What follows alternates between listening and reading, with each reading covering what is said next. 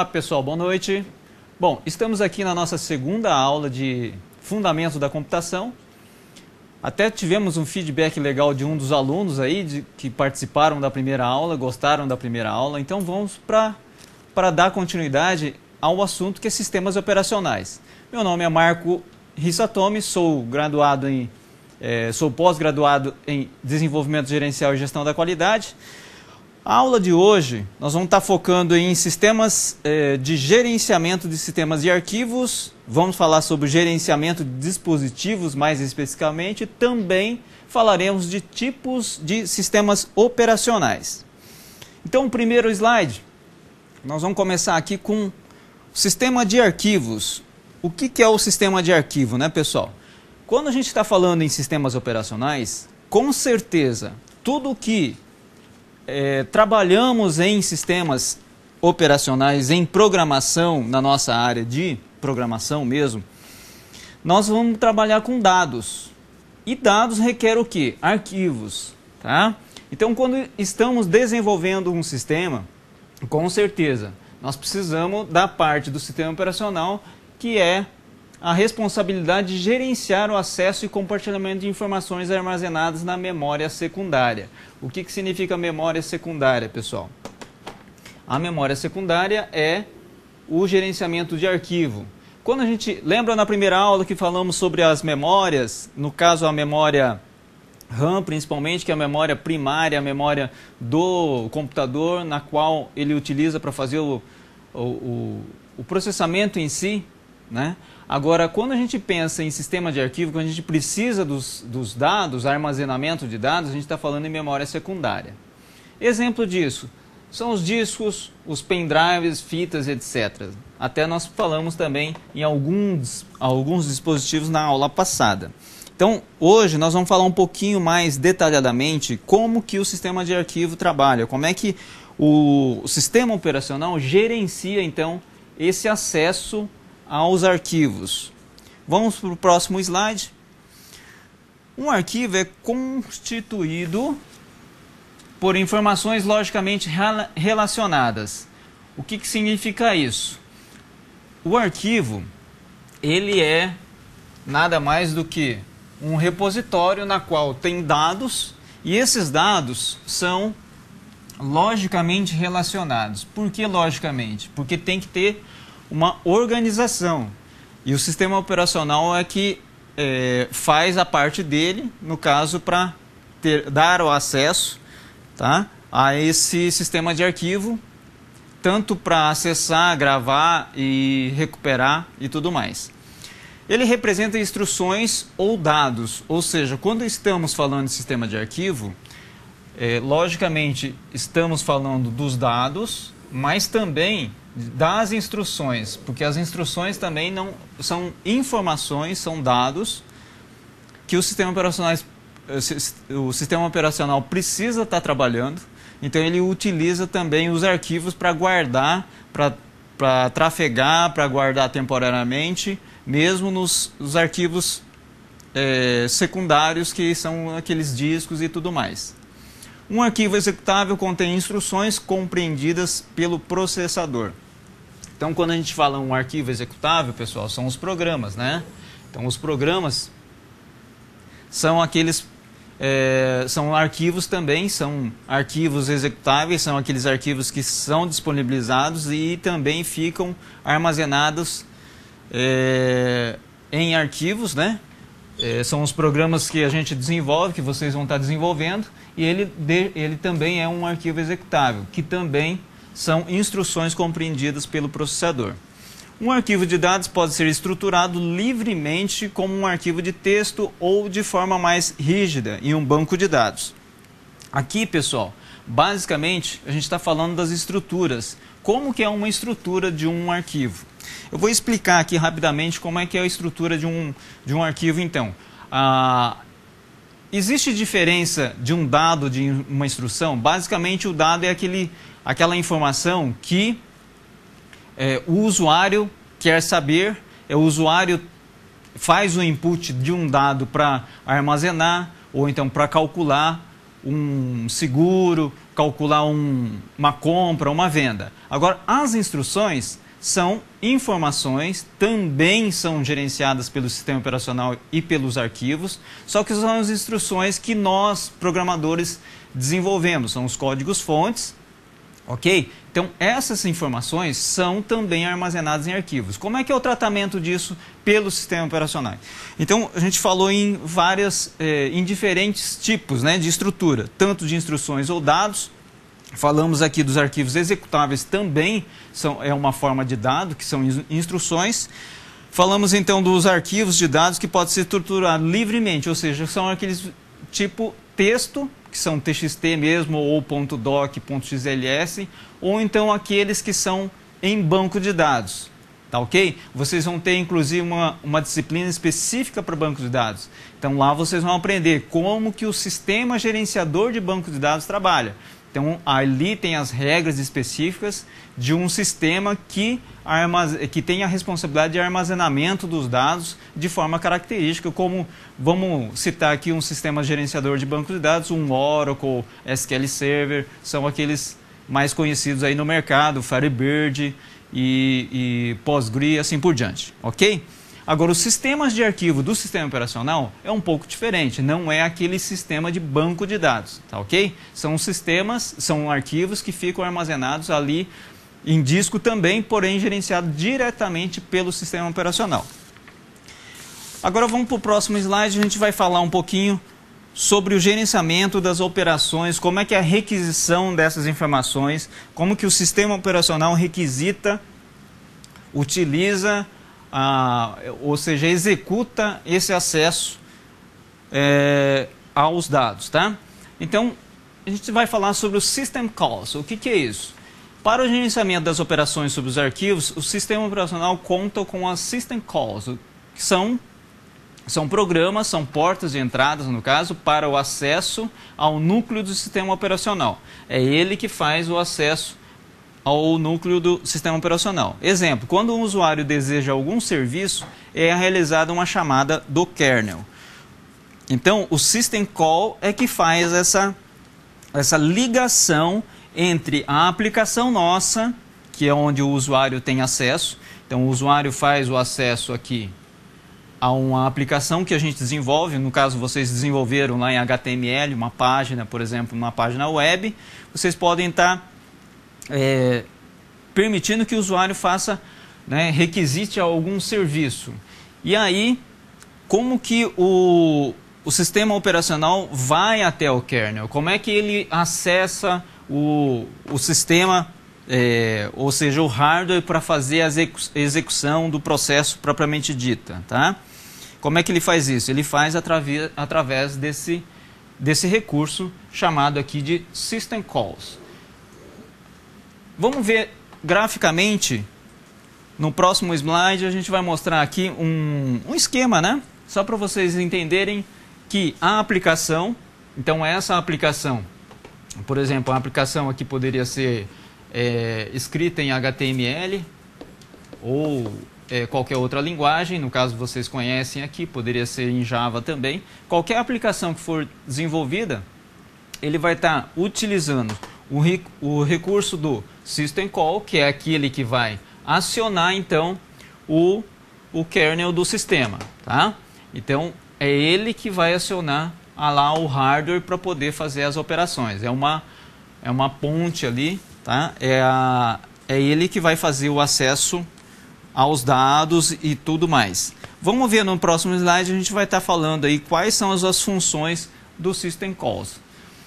É uma interface, né? Ou seja, é uma ligação entre a aplicação e o kernel do sistema, com os diversos dispositivos que possibilitam operações como criar um arquivo, criar um dado, abrir, acessar, né? Vai fechar esse arquivo, vai fazer leitura, gravação, ou até uma exclusão, ou um simples renomear um dado que está lá, né, num arquivo.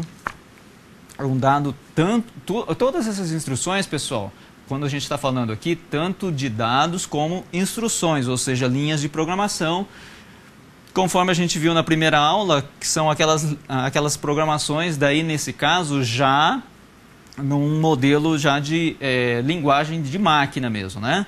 Então é na linguagem de máquina que ele vai estar trabalhando. No próximo slide a gente vai estar falando como é que é a organização dos arquivos.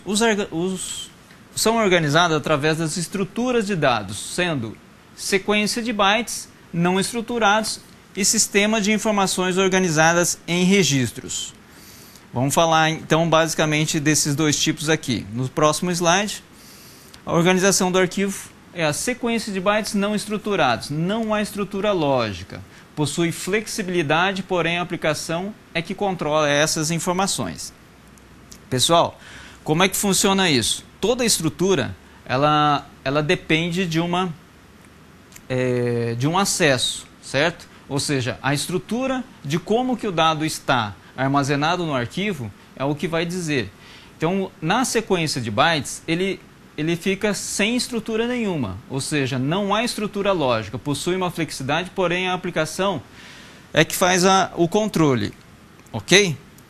No próximo slide, sistemas de informações organizadas em registros, sequencial, relativa e indexada. Aqui começa a ficar mais interessante. Como é que os registros ficam armazenados? Então, da forma sequencial, eles são lidos e gravados sequencialmente, ou seja, um após o outro. Sempre quando eu estou lendo, eu tenho que ler o próximo. Eu não consigo pular, fazer uma leitura diferente disso. Se eu tenho lá o armazenamento de um dado 1, 2, 3 e assim por diante, ele vai sempre ler nessa sequência aqui. Ok? Relativa. Quando os meus arquivos estão organizados em registro da forma relativa, a posição determinada por uma chave é o endereço do registro do arquivo. Então, no caso, eu tenho uma chave e essa chave que vai determinar qual que é a posição, ou seja, onde que aquele registro está armazenado. Então, eu posso diretamente ir num registro que eu queira, através dessa chave. A forma indexada, ou seja, quando um registro está de forma indexada, o sistema provê um conjunto de índices que aponta para o registro. Aqui, pessoal, então eu tenho, além da estrutura dos arquivos, ou seja, dos dados propriamente dito, dos registros dos dados, eu tenho também um conjunto de índice, como se fosse um outro conjunto de arquivos, somente dos índices para apontar para o registro que eu quero. Dessa forma aqui, pessoal, é uma forma mais inteligente, mais rápida, tá? Para acessar o registro que eu quero. Nós vamos mostrar um diagrama no slide seguinte. Não sei se nós vamos conseguir enxergar por aí, mas eu posso... Será que eu posso usar aqui a câmera de documentos? Vou acessar a câmera de documentos só para a gente ilustrar aqui, basicamente, como é que funciona. Já está no ar ali. Vocês devem ter esse material de apoio para facilitar um pouquinho aqui, né? Então, como a gente explicou, quando a gente está falando em bytes, organização não estruturada, é essa que eu estou mostrando agora, né? Que são os bytes numa sequência. Agora, quando a gente pensa numa organização indexada, que é esse exemplo aqui, ok? Para acessar o registro, vamos pensar assim, esse é um registro, ok? Aqui cortou aqui um pouquinho o Azinho do Corsa, veio para baixo, mas é uma questão aqui só de tamanho aqui do objeto que não coube a letra. Mas vamos lá. Vamos pensar no seguinte, se eu tenho um dado que é picape, carro ou moto, então aqui são os tipos de veículos, tá?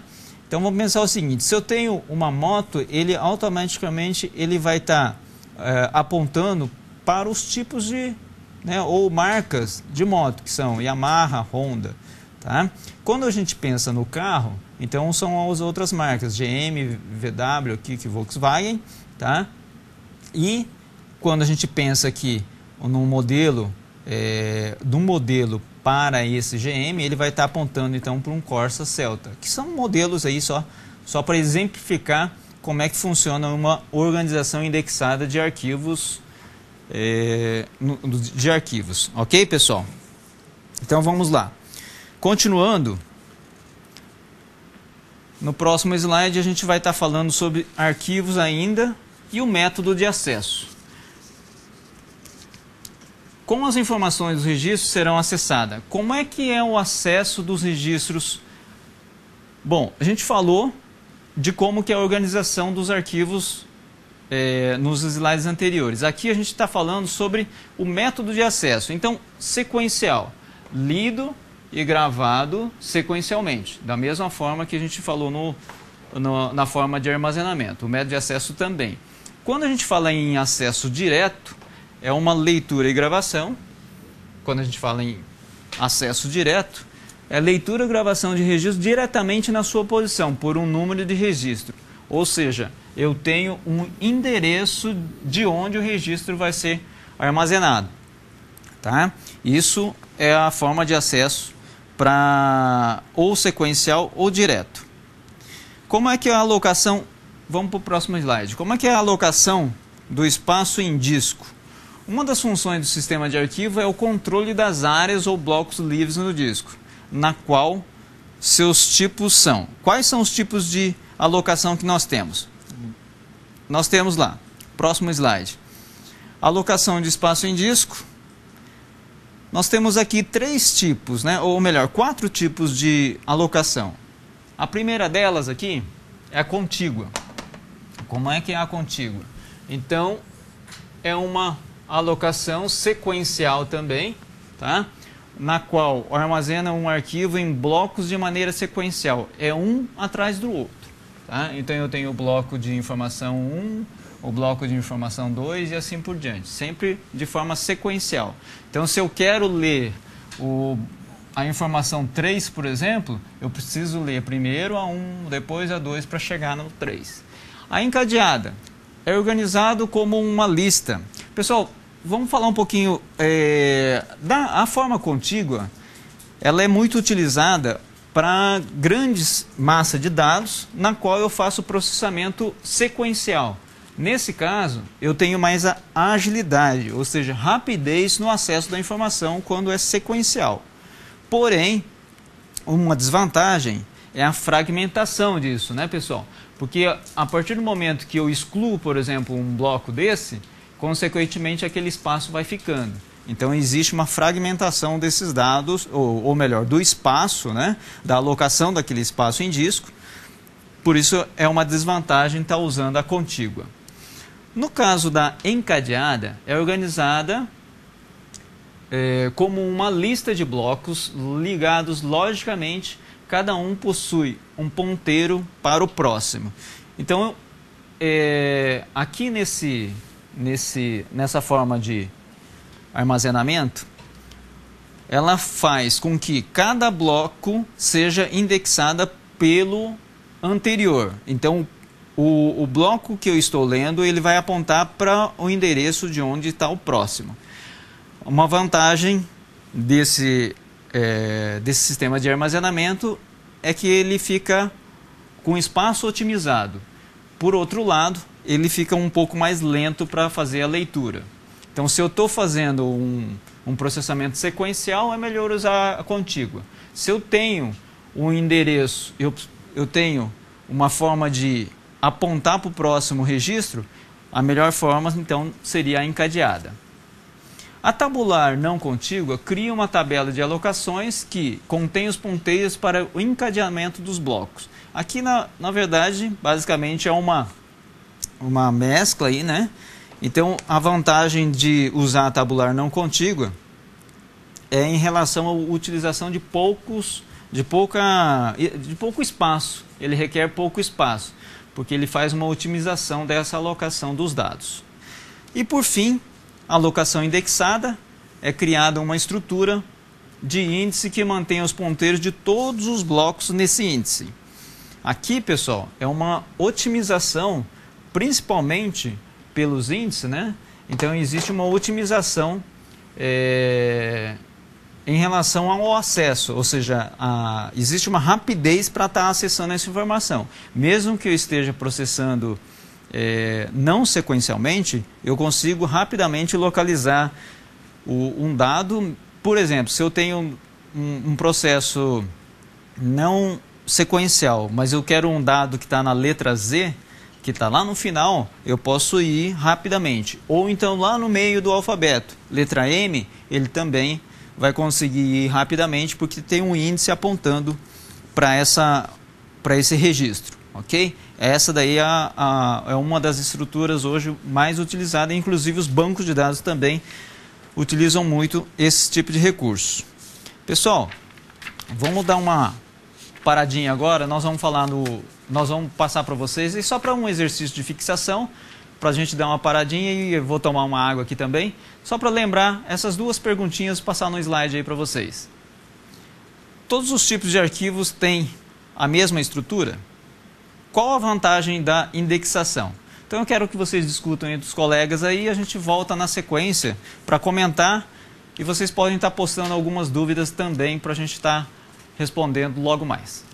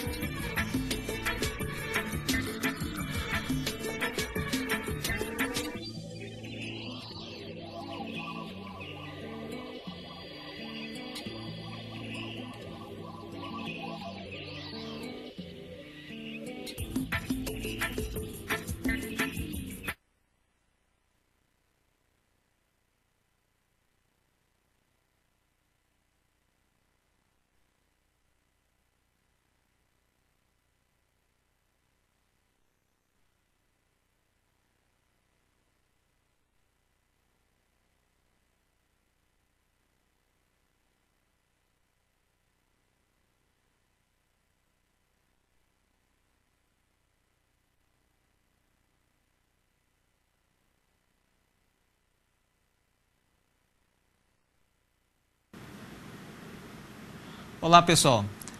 Nós estamos aqui com o professor Amerres, né? Bom, antes de responder as perguntas que tem ali no chat, a Amerres vai exemplificar um pouquinho do que ela já aplicou com vocês, ou seja, na programação HTML, e como é que funcionaria aí, no caso, com a nossa aula, né? O nosso conteúdo da nossa aula, o que que é? Sistemas operacionais. Ele precisa, o HTML precisa de alguma coisa do sistema operacional? Opa! Boa noite, pessoal. Saudades de vocês, por isso que estou aqui para ajudar aqui e dar uma contribuiçãozinha.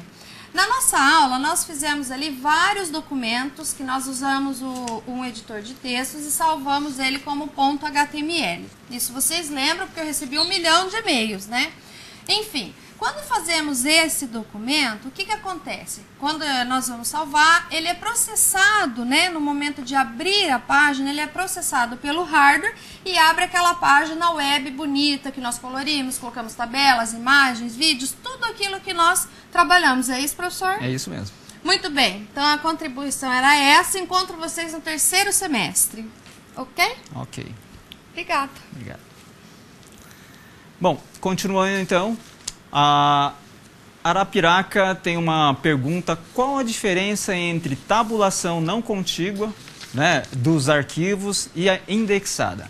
Pessoal, basicamente o seguinte: quando a gente está falando em indexada, eu tenho todos os dados com um índice. Eu tenho basicamente em paralelo, como se fosse em paralelo, um outro sistema de arquivo, que são o sistema dos índices, que vai estar indexando todos os dados, ok? Agora na tabulação,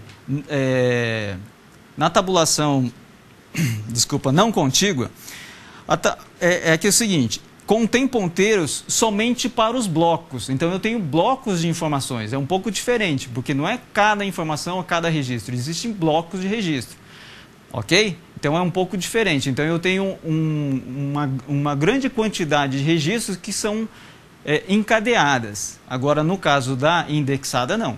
Cada registro eu posso estar... Aí dependendo do tamanho do registro, pode ter um registro de poucas informações que eu posso estar indexando. Por isso aí a gente ganha em relação a processamento, né? A processamento no sentido assim, busca da informação pontual, né? Por quê? Porque eu tenho índice diretamente naquele registro. Mais uma pergunta de Canoas: pode ser citado exemplos de organização dos registros sequenciais relativos e indexados? Basicamente, pessoal, vamos falar de um exemplo assim, talvez vocês até possam entender. Quando o sistema do governo, por exemplo, Secretaria de Fazenda vai fazer uma varreção, né, uma varredura ali em todos os registros de CPF, que é o Cadastro de Pessoa Física Nacional, né? Então vamos imaginar o seguinte: ó, eu vou pegar todos os cidadãos brasileiros e vamos verificar como é que está a declaração de imposto de renda. Está em auge hoje, não é? Em mês de abril é mês de declarar o imposto de renda, é a data para estar entregando aí a declaração da pessoa física. Então, ele vai fazer uma varreção, ele vai fazer uma varredura em todos os registros. Como é que é melhor fazer isso? Se eu tiver Em sequencial, fica muito mais rápido, porque eu vou pegar todos de uma vez só, ou seja, de primeiro até o último, lendo um a um. Então, isso é um exemplo que facilita, né, se eu tiver uma estrutura dessa que é sequencial. Ao mesmo tempo, olha, eu vou fazer esse processo, só que eu só vou pegar, por exemplo, aqueles casos que eu tenho lá, pagamento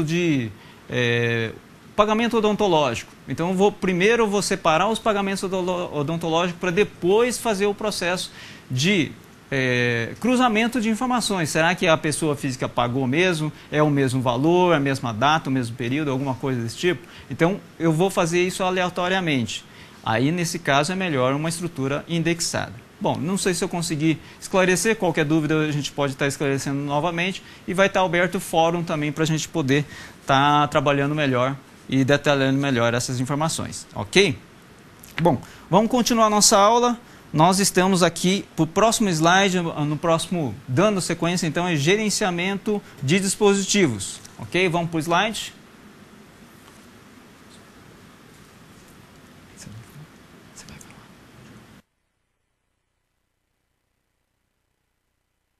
Drives e dispositivos responsável por reconhecer o hardware. Então, o dispositivo, o que é um dispositivo? Nós vimos na primeira aula, pessoal, que dispositivos são todos os componentes, né, que pode ser controlável, vamos falar assim, pelo sistema operacional. Então, o sistema operacional vai, através da sua estrutura, ele vai estar controlando todos os hardware, toda a estrutura. Então, o driver de dispositivo, ele reconhece um hardware, ele vai reconhecer, por exemplo, uma impressora, um monitor, um teclado, alguma coisa assim, ou a própria memória, o próprio registrador, conforme a gente viu, inclusive, na primeira aula. O controlador de dispositivo, ele tem como objetivo principal dar maior agilidade, ou seja, rapidez, performance mesmo na máquina, né? Ele manipula os dispositivos de entrada e saída.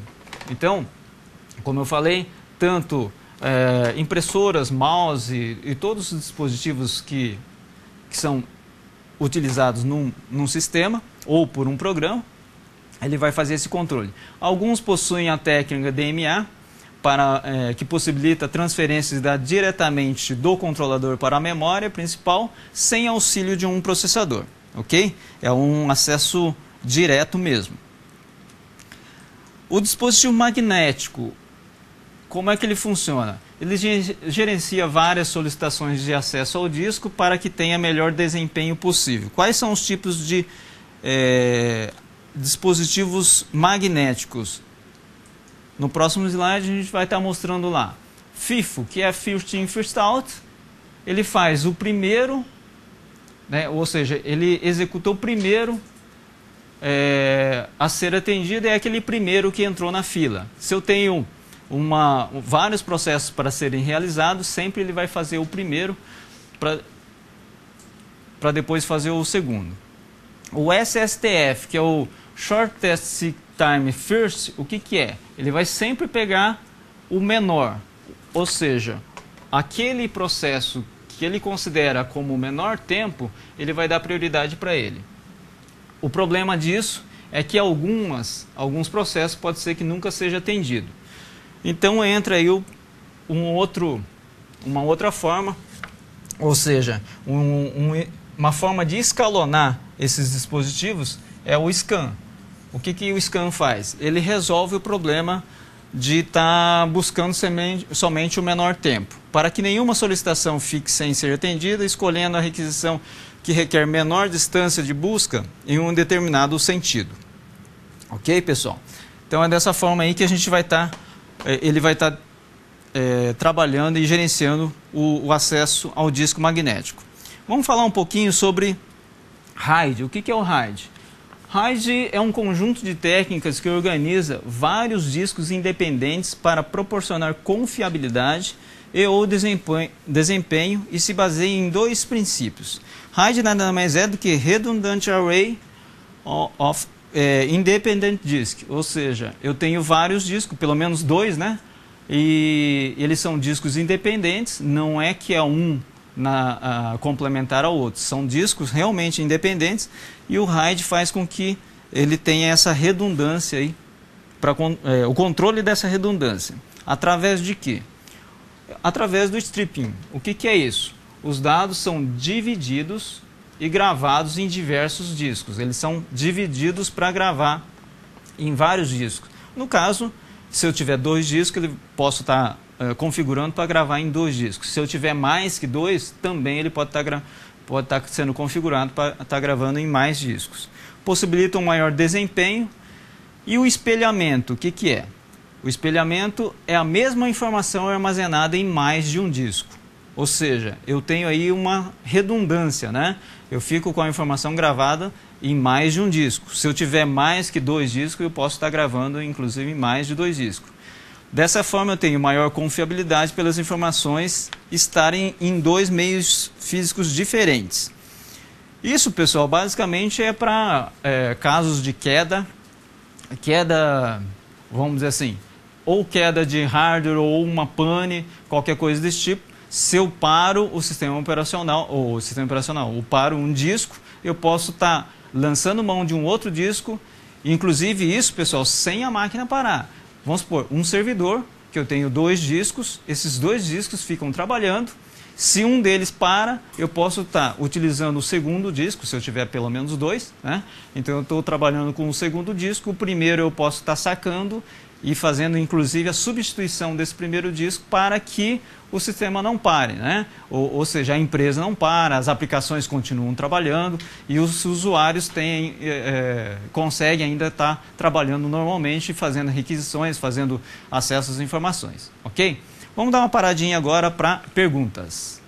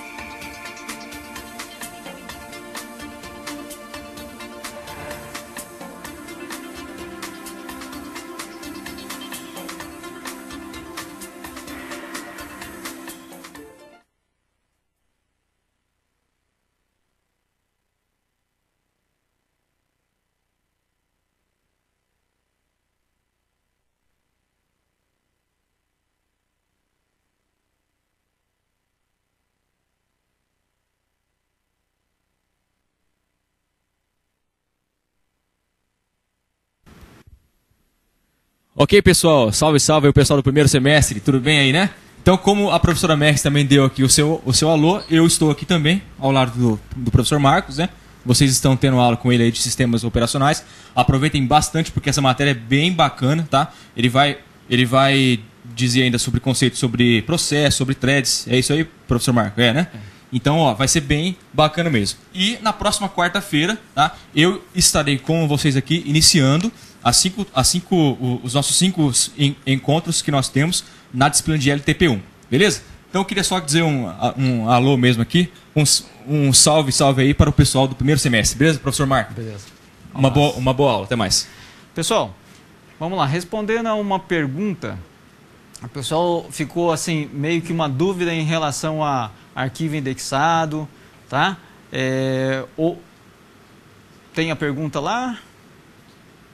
Bom, vamos continuar o seguinte. Depois a gente pode voltar para esclarecer a pergunta lá do chat. Vamos para o próximo slide, que são os tipos de sistemas operacionais. Quais são os tipos de sistemas operacionais que nós temos?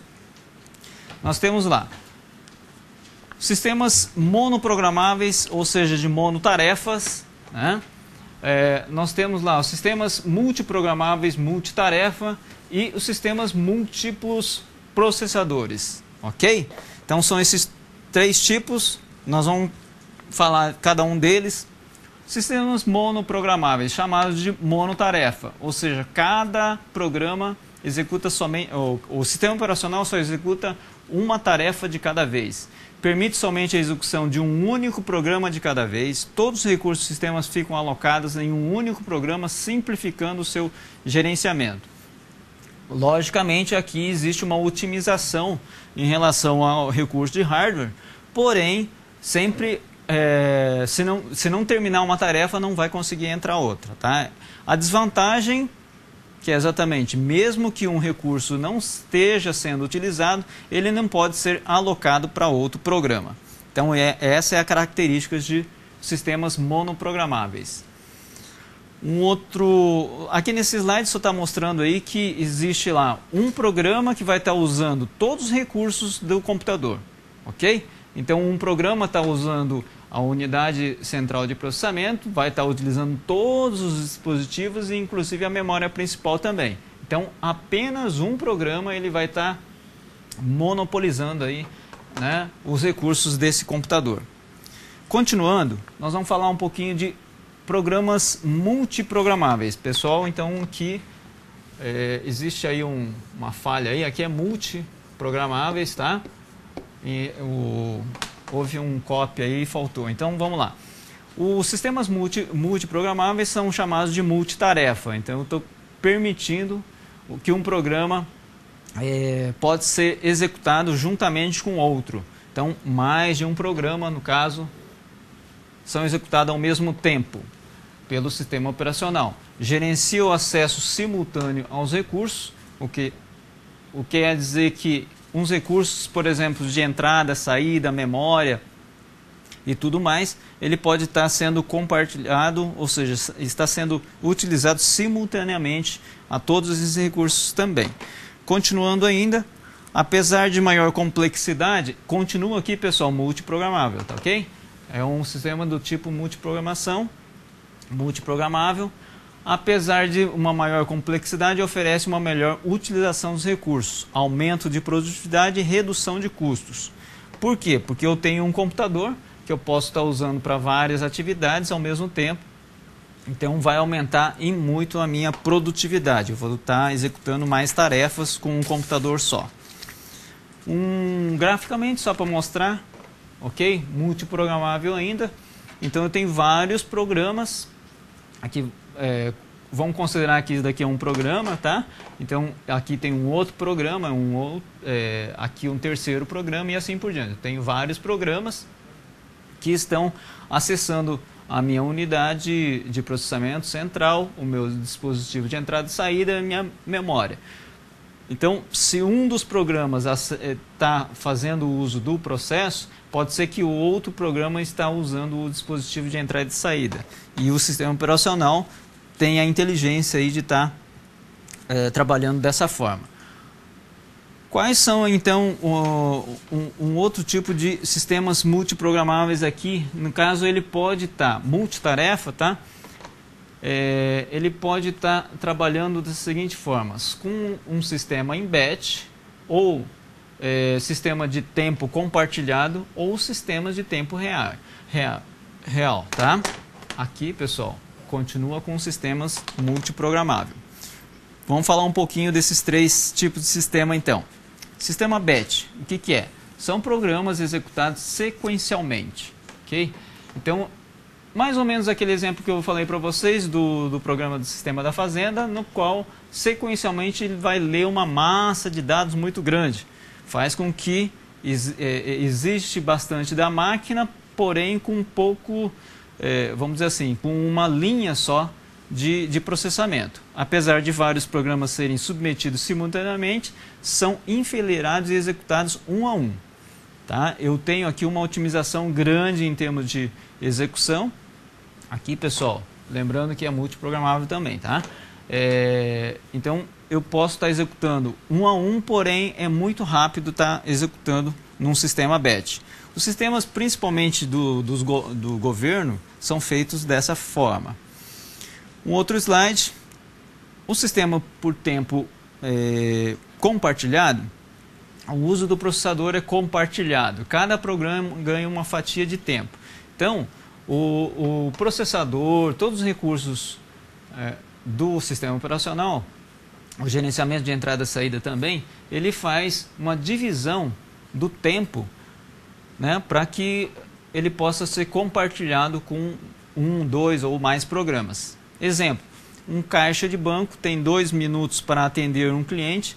Se o primeiro não finalizou sua tarefa, em 2 minutos volta para a fila e espera novamente. Seria um absurdo se fosse isso numa fila de banco, se a gente praticasse isso, né, pessoal? Mas em processamento pode acontecer isso, que é o sistema de tempo compartilhado. No próximo slide a gente vai falar um pouquinho sobre sistema em tempo real. Então são esses 3 tipos de sistema. No terceiro tipo que a gente está falando agora é o tempo real. Conta com o tempo de resposta. Ou seja, caldeiras, usinas nucleares, tráfego aéreo. São sistemas basicamente aqueles que a gente está habituado a ver, né? Então sistemas de tempo real. Por que é um tempo real? Ao mesmo tempo que a gente está processando, nós usuários estamos visualizando uma tela numa interface, seja na tela, uma janela de Windows ou qualquer outro, ou pode ser então um sistema operacional, por exemplo, Linux também, que vai dando respostas automaticamente, e daí é um sistema em tempo real. Nesses casos, o que está acontecendo? Todos os processos são executados no momento em que a gente está submetendo, e todas as interferências, todas interrupções que acontecem pelo programa, ou seja, lá dentro do processador acontece alguma interrupção ou algum problema, erro também, o que pode acontecer? Vem uma mensagem automaticamente para nós. Isso por quê? Isso é a característica de tempo real. Ao mesmo tempo, o computador pode estar processando um sistema de venda, um sistema de compra, um sistema, nesses casos aí a gente deu até exemplos um pouco mais críticos, né? Tráfego aéreo, no caso, vamos imaginar que ele está lá processando todas as posições de tempo de várias aeronaves ao mesmo, né? Naquele próximo a um aeroporto. Então isso aí não pode ter erro. Por quê? Porque senão pode ter algum acidente, tá? Vamos fazer uma parada aqui com um exercício, uma atividade de fixação. Vou perguntar para vocês qual a vantagem da multiprogramação e por que os sistemas de tempo real são presentes em processos vitais como uma usina nuclear. Vamos dar uma paradinha e a gente volta na sequência para estar comentando, no caso, a resposta de vocês.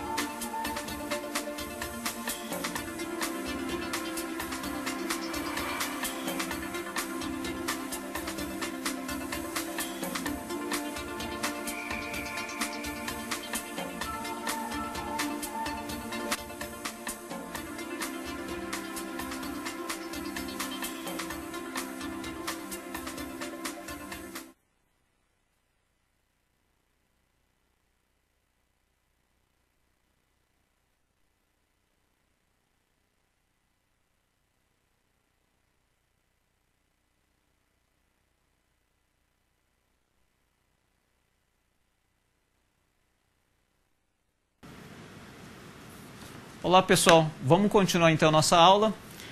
Eu acredito que vocês já entenderam qual que é o principal, né, o objetivo de uma multiprogramação. Ou seja, é o computador fazendo várias tarefas, né? Você aí fazendo uma programação, ao mesmo tempo alguém no servidor fazendo acesso à internet, ao mesmo tempo alguém até jogando, alguma coisa assim, fazendo um processamento também em batch, muitas vezes está utilizando recursos do computador para fazer esses processamentos todos, ok? Então vamos lá, vamos continuar a nossa aula, sistemas com múltiplos processadores. Sistemas são dois tipos, né? Vamos falar aí os fortemente acoplados e o fracamente acoplados. O que vem a ser isso, tá? Vamos para o próximo slide. Um sistema fortemente acoplado, próximo slide.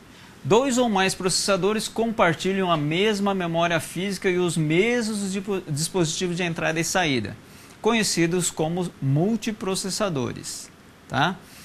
São gerenciados pelo mesmo sistema operacional.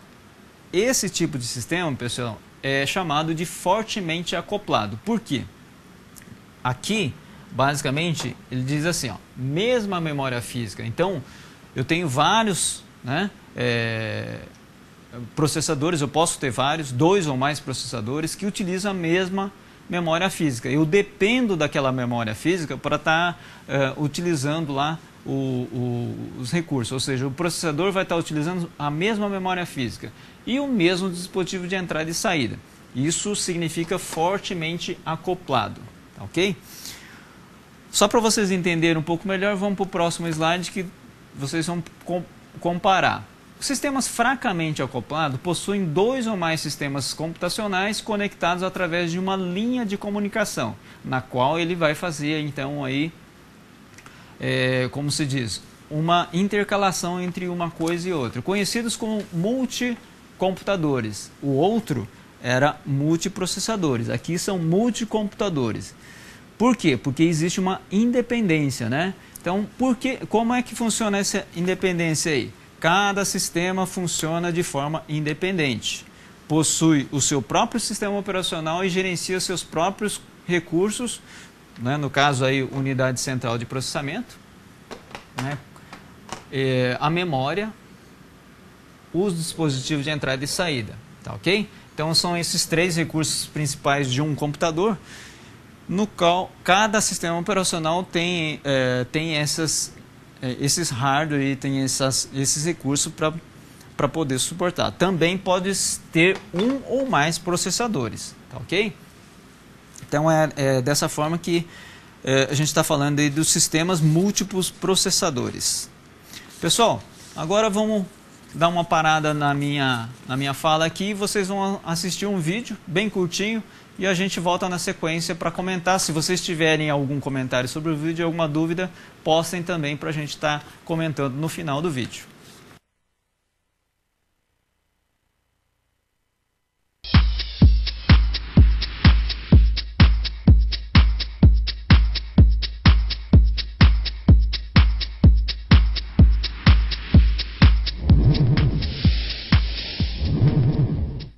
Olá a todos, meu nome é Márcia, sou gerente de contas da Elaborado Informática e estarei apresentando o webcast sobre a realidade da virtualização.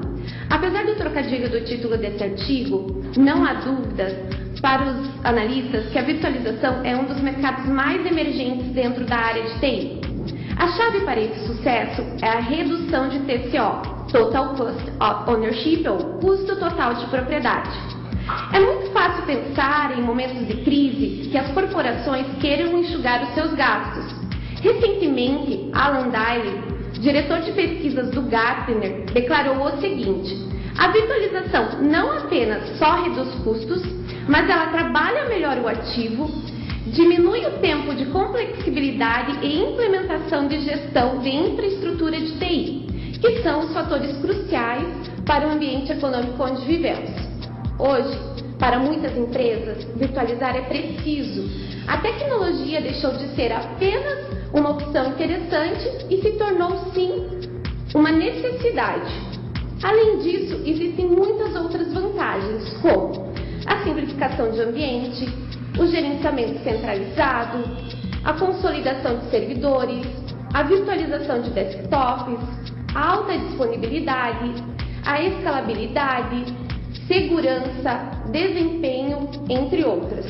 As previsões de crescimento nessa área são muito otimistas. Segundo Gartner, deve haver um crescimento em torno de 43% na venda de softwares de virtualização esse ano e 20% no mercado em geral de virtualização. Com o crescimento do uso do AGV, Hosted Virtual Desktop, que hoje correspondem a 11% do mercado corporativo, os fabricantes de thin clients devem aumentar suas vendas e as novas tecnologias para hardware também vão aumentar.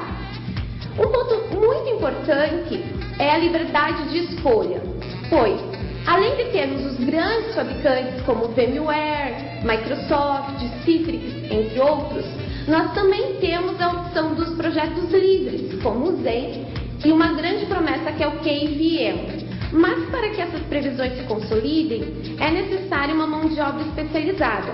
Portanto, a demanda de profissionais qualificados nessa área tende a crescer. Não só para os profissionais na área de administração de redes e de sistemas, mas no futuro tão próximo, qualquer teste ou homologação de software também será feito em ambiente virtualizado. Então, os desenvolvedores também têm que se especializar.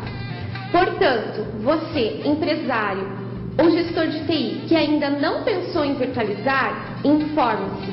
Procure entender as alternativas que se encaixam dentro de sua realidade e não deixe de tirar proveito dos benefícios dessa tecnologia. E você, profissional da área de TI, que quer manter o seu currículo atrativo em um mercado tão volátil e tão competitivo como o de TI, e ainda não está preparado para essa nova onda, estude, especialize-se, torne-se um profissional certificado e esteja sempre um passo à frente de seus concorrentes. A equipe Elaborata agradece. Para mais informações sobre o treinamento de virtualização ou outros treinamentos, entrar em contato com a nossa equipe de consultores.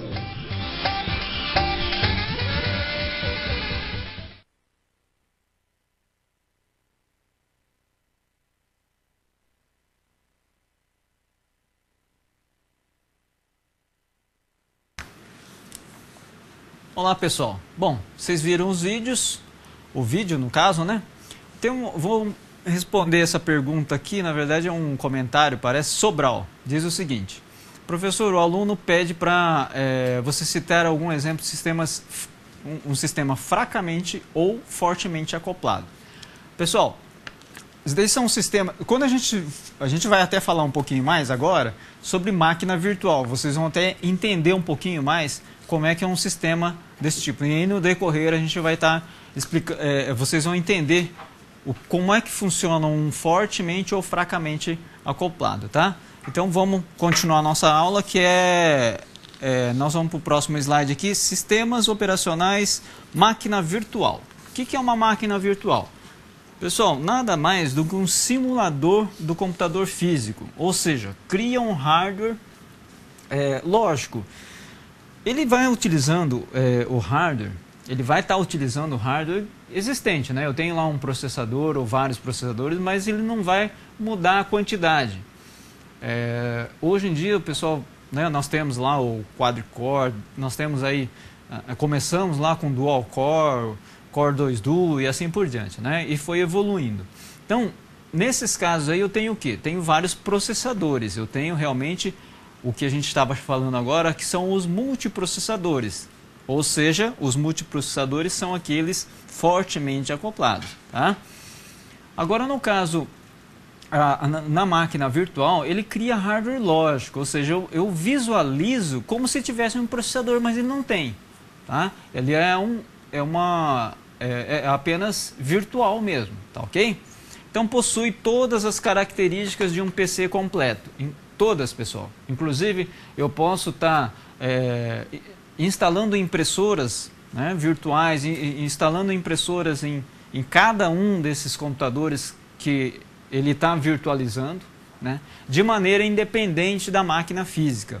Então, na máquina física, eu posso ter um equipamento instalado nele, mas eu posso estar visualizando para cada equipamento instalado nele, eu posso estar visualizando de forma diferente para cada um dos, vamos dizer assim, de cada um dos computadores virtuais, ok? Como é que funciona isso?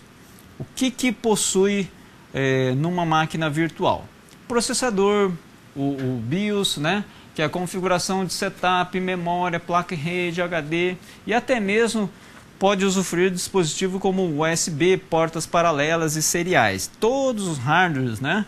Então, ele também pode estar virtualizando, ele pode estar enxergando de forma diferente. Pessoal, basicamente, eu vou falar assim, a máquina virtual é um dos recursos bem utilizados hoje em dia, né? Vocês já ouviram falar de máquina virtual? Onde vocês estão trabalhando, será que tem máquina virtual? Até procurem saber como é que funciona, né? Fisicamente aí, vocês podem estar visitando aí os servidores de vocês e perguntem para um técnico de TI. Talvez vocês, alunos, até sejam um técnico de TI, vocês já conheçam fisicamente como é que funciona. Mas eu vou citar para vocês, a vantagem da máquina virtual é a economia de espaço físico, economia de energia, de manutenção de hardware mesmo, né? Por quê? Porque num hardware eu posso ter várias máquinas virtuais. É só eu colocar mais memória, né, bastante discos, né, ou seja, HDs, para que eu possa então virtualizar, ok? Vamos continuar no próximo slide, vamos continuar falando sobre camada de um sistema computacional. Graficamente, né, vamos mostrar então. Aqui embaixo, como a gente já mostrou na figura na aula passada, aqui embaixo eu tenho o hardware, que é a parte da máquina mesmo, né? E em seguida, eu tenho um sistema anfitrião, ou seja, o sistema operacional hospedeiro. Esse sistema operacional, pessoal, é aquele sistema operacional que vai permitir eu virtualizar. Então, a partir dele, aqui em cima no caso, tá? A partir dele aqui, eu vou conseguir fazer a virtualização, tá? Então, não é qualquer sistema operacional, né? No caso, não é qualquer sistema operacional que eu consigo, não é qualquer um que eu consigo fazer com que seja um anfitrião. Ele tem que permitir a instalação de máquinas virtuais. Bom, então vamos lá. Nessa camada de cima, então, onde eu tenho lá sistema operacional 1, o 2 e o 3, e assim por diante, N sistemas operacionais, eles são os sistemas operacionais convidados. Inclusive, pessoal, esse sistema operacional aqui, ou seja, esse de cima aqui, pessoal, ele pode ser, tá? Nem sempre é igual, ele pode ser diferente do sistema hospedeiro. Vamos imaginar o seguinte, né? O sistema hospedeiro pode ser um Windows 2008 e o sistema convidado pode ser um Windows XP, Windows 7 ou alguma coisa assim. Só para exemplificar, complementando aqui em cima, então, vocês podem estar visualizando aqui, né? Eu tenho várias aplicações rodando, né? São aplicações que vocês vão desenvolver, tá? Eles vão estar rodando aonde? Num sistema operacional, tá ok? Nesse momento aqui, o que está acontecendo? Então, até para vocês visualizarem aqui, são 3 aplicações ou mais aplicações rodando no sistema operacional 2 aqui, tá? Então, ele é ele com certeza ali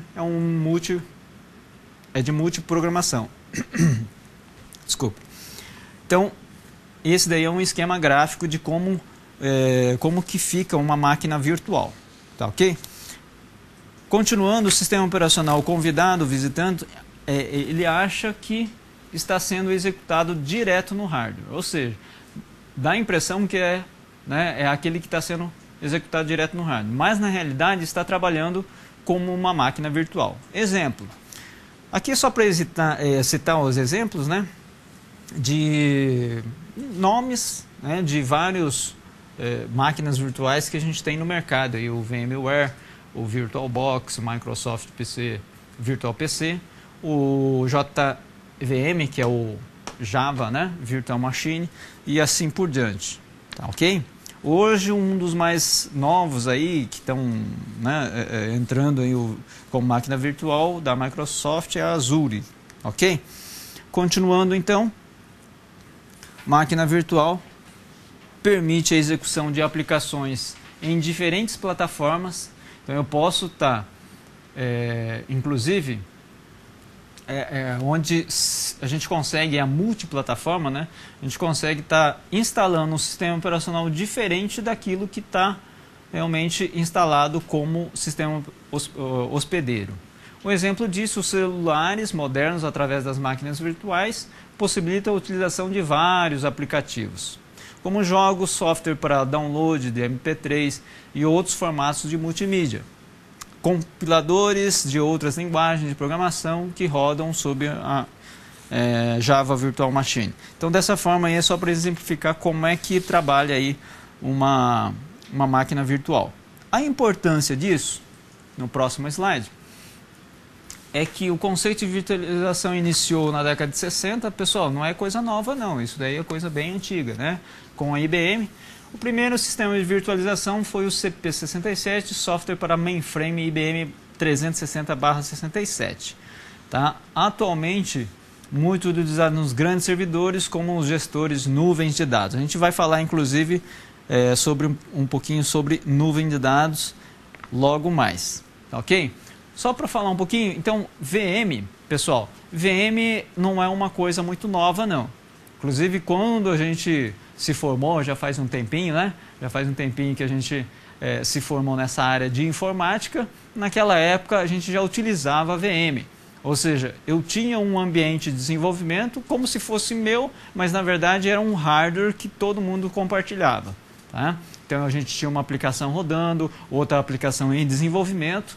No caso, em barra 360, em 8090, era um IBM, né, com essa arquitetura de VM. Então, a gente poderia visualizar editor de texto numa VM separada, ou seja, a gente visualizava vários computadores, mas, na verdade, o hardware era um só. Pessoal, vamos dar mais uma paradinha para um vídeo agora sobre Cloud Computing.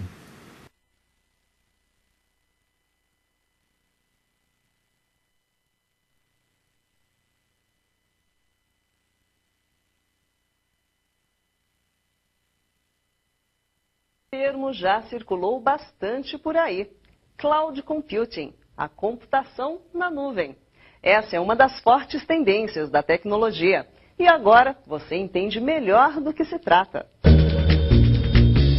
Cloud Computing. Você já deve ter ouvido esse termo por aí. Mas o que seria, em bom português, essa tal computação nas nuvens? Bem, para você entender melhor, pense no seu Orkut. Você pode criar um álbum de fotos ali e dessa forma ter acesso às imagens onde quer que você esteja. A mesma coisa com o Fotolog ou o Flickr. Ou ainda com o Gmail ou o Hotmail, você consegue acessar seus e-mails de qualquer lugar, não é? Pois bem, basicamente essa é a ideia do Cloud Computing, ou essa nuvem de informações que está aí à disposição do internauta de qualquer lugar do planeta. A cloud, ou nuvem, é exatamente toda essa estrutura necessária para operar um sistema, e o usuário final nem precisa saber direito como tudo isso funciona. Só sabe que a informação existe e estará na sua tela com apenas poucos cliques.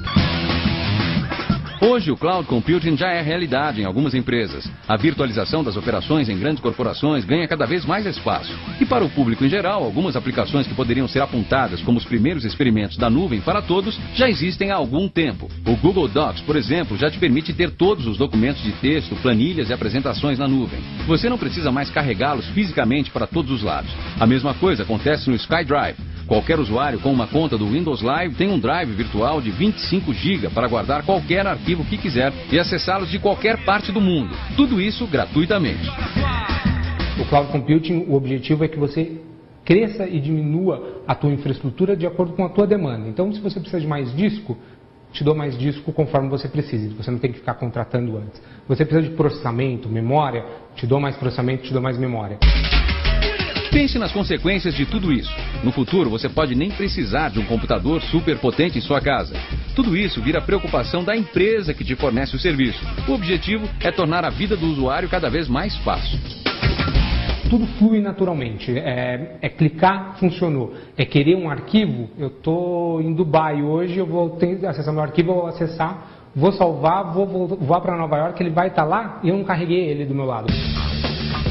Aí você pensa, ok, meu computador não precisa ser mais o último modelo, mas a minha conexão à internet vai precisar ser cada vez mais potente, já que todos os meus arquivos precisarão trafegar para lá e para cá, não é? Que nada. Como todo o processamento acontecerá nos data centers, apenas a imagem será transferida para a tela do seu computador, netbook ou outro dispositivo móvel. Isso é algo bem leve. As empresas que provêm a estrutura é que crescerão absurdamente. Outro ganho para o usuário é que todos esses servidores têm redundância e por isso seus dados serão guardados com muito mais segurança. Afinal, poucas são as pessoas que fazem backup do HD. A partir do momento que você tem um local que é seguro, que tem toda uma infraestrutura de segurança para armazenar essa informação, que não tem pontos únicos de falha, então o teu dado está presente em N pontos geograficamente dispersos, você consegue ter toda a infraestrutura necessária para que esse dado vai estar seguro. Medo de deixar todas as suas informações guardadas pelos outros?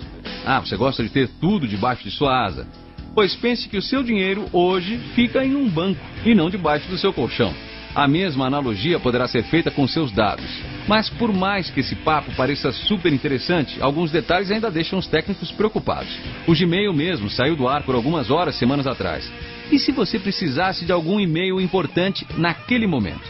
E os hackers cada vez mais invasivos e tecnologicamente informados? Será que o seu documento confidencial estará mesmo protegido desse pessoal? E se um profissional mal qualificado resolve desligar um servidor?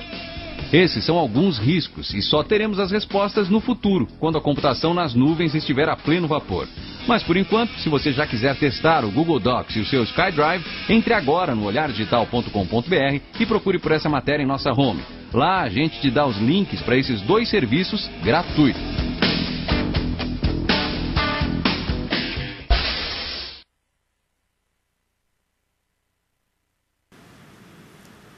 Olá pessoal, bom, vamos continuar nossa aula. Nós temos ali um pedido, né, de Belo Horizonte que diz, gentileza, falar quais são os slides que ficou trocado entre multi e monoprocessado. Eu vou falar para vocês, mas vamos fazer o seguinte, logo mais a gente fala no final da aula, tá?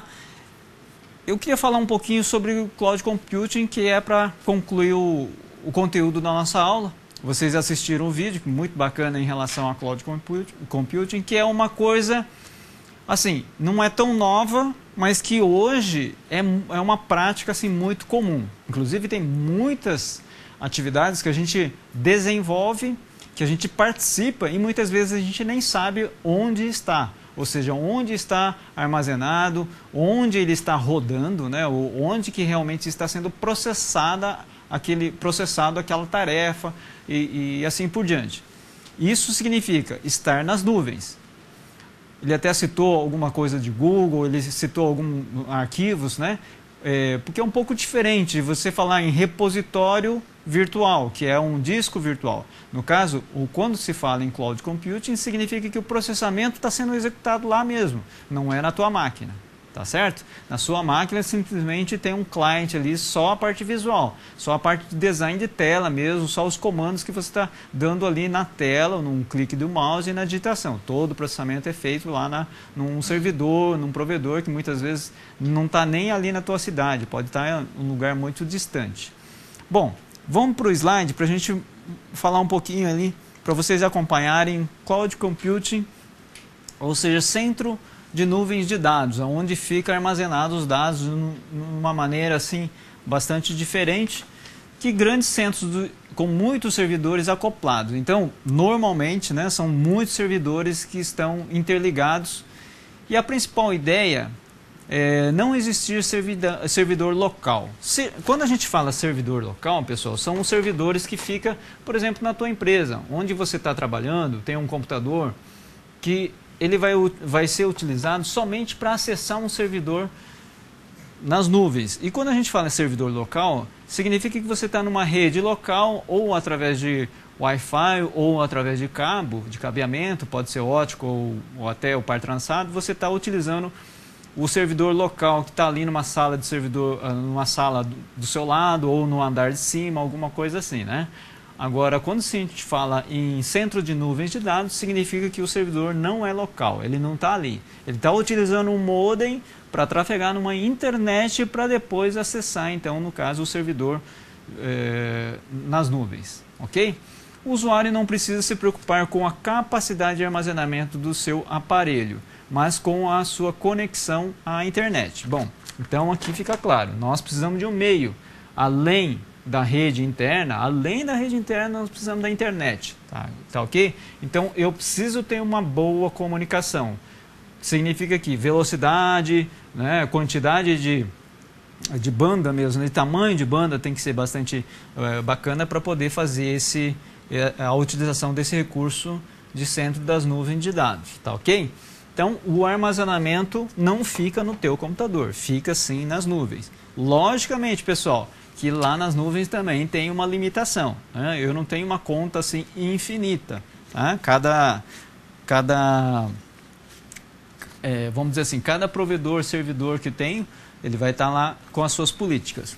Os dados estão disponíveis 24 horas e podem ser acessados de qualquer lugar. Bom, isso é bacana, né, pessoal? Então, muitas vezes, eu estou num hotel, eu preciso estar acessando os dados, eu consigo acessar, eu tenho lá 24 horas disponível em qualquer lugar do mundo, né? Vantagens, só para enumerar as vantagens no próximo slide. Flexibilidade operacional, né? Eu estou em vários locais, eu posso estar processando vários recursos, né? Eu posso estar utilizando vários recursos e assim por diante. A redução de custo em relação à quantidade de servidores físicos, né? Ou seja, fisicamente eu não tenho um computador, um servidor no caso, né? Eu só tenho o meu computador, que pode ser um notebook ou um PC comum, para acessar o servidor lá fora ou nas nuvens. Economia de energia, a gente já até comentou, né? Não só gasta pelos servidores, mas também pelo sistema de refrigeração. Pessoal, isso é muito importante, porque hoje em dia os computadores estão muito potentes e precisam de muita refrigeração. Então a sala precisa estar bem isolada, né? Com bastante, vamos dizer assim, ar-condicionado, sistema de refrigeração bastante potente para poder suportar aí o aquecimento dos processadores. E a questão de segurança, né, pessoal? Porque uma vez lá nas nuvens, eu imagino que está seguro, tenho backup e tudo mais. Se por acaso eu tiver uma perda da minha máquina, os meus dados, os meus programas, os meus sistemas estão guardados. Desvantagens. Também tem a desvantagem, né? Utiliza recursos do processador exigindo mais da máquina.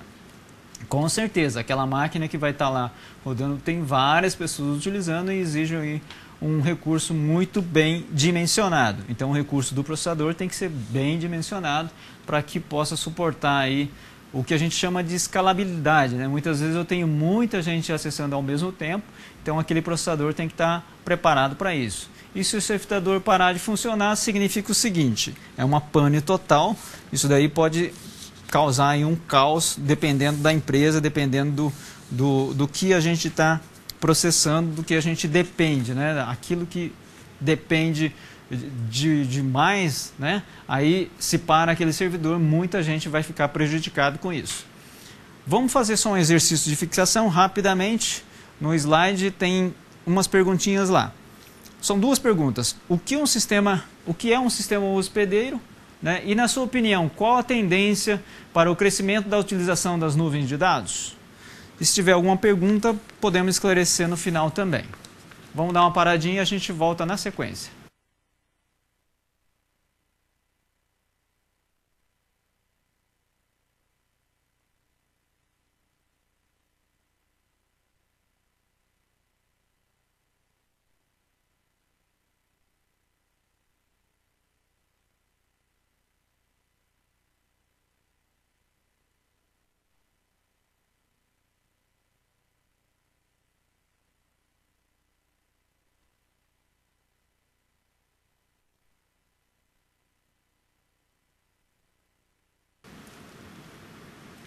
Olá pessoal, de volta então.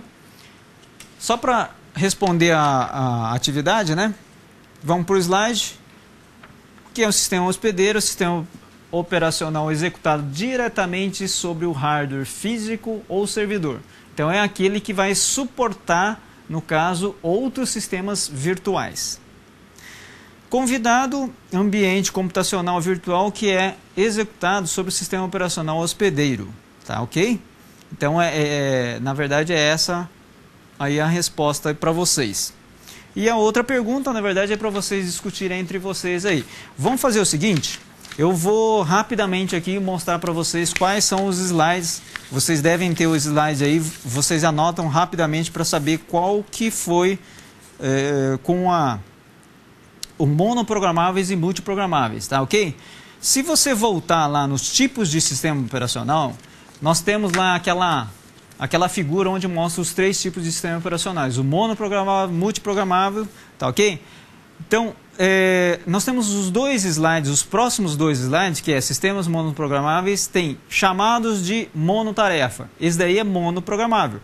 Aí tem um gráfico que mostra um processamento só, ou seja, um programa acessando o recurso da máquina. Esse daí é monoprogramável. Os outros, pessoal, são todos multiprogramáveis, tá ok? Então, basicamente, é a dica que eu deixo aí para vocês, para estarem corrigindo aí rapidamente. O que a gente pode estar fazendo também, se for o caso, é estar explicando isso melhor, talvez aí no chat atividade ou no fórum também, tá ok? Bom, eu fico por aqui. Eu agradeço aí a participação de vocês, a aula foi bem bacana, eu acho que vocês conseguiram aí ter uma ideia de como que o sistema operacional trabalha e de como que esses recursos estarão disponíveis para vocês aí, programadores, né, durante aí a profissão de vocês, durante esse curso e a profissão de vocês também, ok? Eu agradeço a participação de vocês mais uma vez e um bom curso para todos vocês.